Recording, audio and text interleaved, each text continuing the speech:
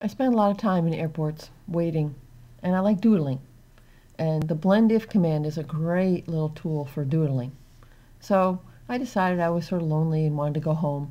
So I wanted my shadow here to go under the waves and then go home. So the challenge is to mask out that foam, which is something I'm just not going to do.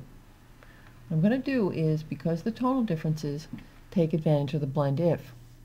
So I'm going to grab this shadow figure. I've made a mask here that you can load to drag just the shadow over. Get the move tool, drag that over. Now whenever I make a composite, the first thing I do, I'll put that in a position, that'd be good, is I like to experiment to see what the blending modes are going to do, how they're going to affect the image, to see if they're going to create the results that I want. To cycle through the blending modes without using the pull-down menu, use the Command key, Shift+, and that goes through the blending modes. For this to work, you have to make sure the layer's active and that the move tool is active. And I can watch the image. I'm going to zoom in to 100%. Now the waves still aren't coming through that figure. It's not working. Oh boy, it's certainly not working. So if the blending modes aren't going to do the trick, then it's time to use blend if. We go back to normal. I'm going to double click on the shadow icon, and what do I want to have happen? I want these waves to come through the gravel. So the waves are light and they're underneath, so I just pick this and then they come right through. Hold down Option Alt and spread them out a little bit.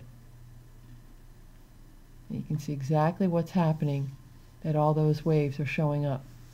Let me zoom out again. And now, even if I move the figure, it's still under the waves. I think I'll try some blending modes again, see if I can combine that effect. That darken worked really well because it dropped away all the light parts of the gravel. And I can still double click and readjust more or less wave, depending on the effect that you're trying to get. Okay, it's very beautiful. Blend if will remain active as long as you have layers. Let me transform myself here. Oh, definitely have to go further out into the distance. A little perspective. Bye-bye.